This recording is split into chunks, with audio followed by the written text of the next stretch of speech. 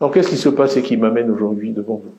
C'est que j'ai appris qu'une décision de justice, tribunal de première instance, a décidé que je sois radié de la liste électorale, ce qui m'empêche d'être candidat à l'élection présidentielle. En fait, ce qui se passe, c'est que le pouvoir vient simplement d'éliminer, à travers un raisonnement juridique inique et incompréhensible, son rival le plus sérieux, ainsi que les sondages le démontrent. Ce n'est pas normal. Et ce n'est pas l'image que je souhaite que notre pays donne de lui-même.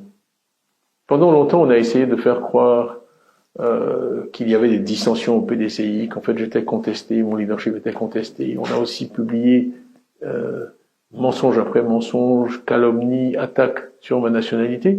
Le sondage qui est disponible aujourd'hui, qui a été fait tout récemment, montre que les Ivoiriens n'ont accordé aucun crédit à ces attaques, qui n'ont pas marché. Alors, aujourd'hui, les masques sont tombés. Puisque ces attaques n'ont pas marché, et que malgré tout je fais la course en tête, il fallait tout simplement m'empêcher d'être candidat. Ce sont des militants du parti au pouvoir qui ont démarré ces procédures infondées contre moi, représentés par des avocats du parti au pouvoir, portant ces procédures devant des juges nommés par le parti au pouvoir. Et donc voilà plutôt la décision à laquelle nous sommes confrontés ce soir.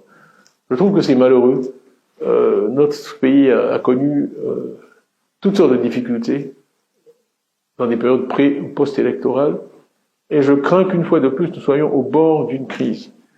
Le président Alassane Ouattara effectue son 3e mandat, dont certains contestent la légitimité sur le plan constitutionnel, et certaines sources nous disent qu'il envisagerait même d'en faire un 4e.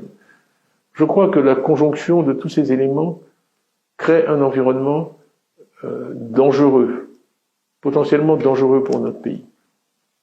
Et vous savez l'attachement que j'ai pour la paix, le rejet de la violence, la légalité. Cela dit, je n'accepterai pas cette radiation, parce qu'elle est injuste, injustifiée et incompréhensible. Le PDCI n'accepterait pas cette radiation. Et d'ailleurs, je remercie tous ceux qui, depuis cet après-midi, depuis que la nouvelle a été annoncée, m'ont envoyé des messages de soutien. J'ai été inondé de messages de soutien. Vraiment, merci. J'apprécie. Ça me fait chaud au cœur. Mais je tiens à vous dire en retour que je suis absolument déterminé à ne pas accepter cette radiation.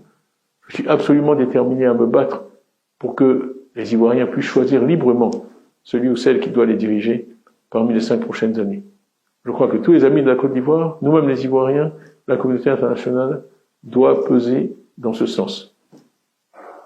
Le PDCI est uni derrière moi. Il n'y aura pas de plan B, il n'y aura pas de plan C.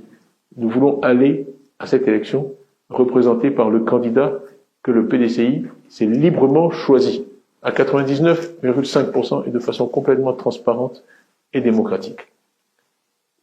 Donc, mon message pour vous ce soir, c'est merci pour votre confiance. Soyez assurés que je suis absolument déterminé à être candidat à la présidence de la République. Le président Houphouët, je l'ai cité dans certaines de mes interventions passées, disait parfois, dans les moments graves, c'est une question de dignité, quand il voulait tracer une ligne rouge à ne pas dépasser. Eh bien, mes chères sœurs, mes chers frères, je vous dis ce soir, la possibilité pour les Ivoiriennes et les Ivoiriens de choisir en toute liberté, sans crainte, celui ou celle qui doit les diriger, eh bien, c'est une question de dignité.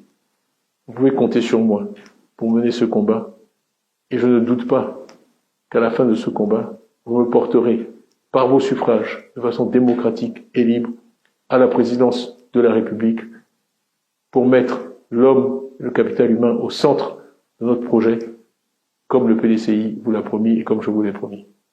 Je vous remercie pour votre attention et je vous dis à très bientôt.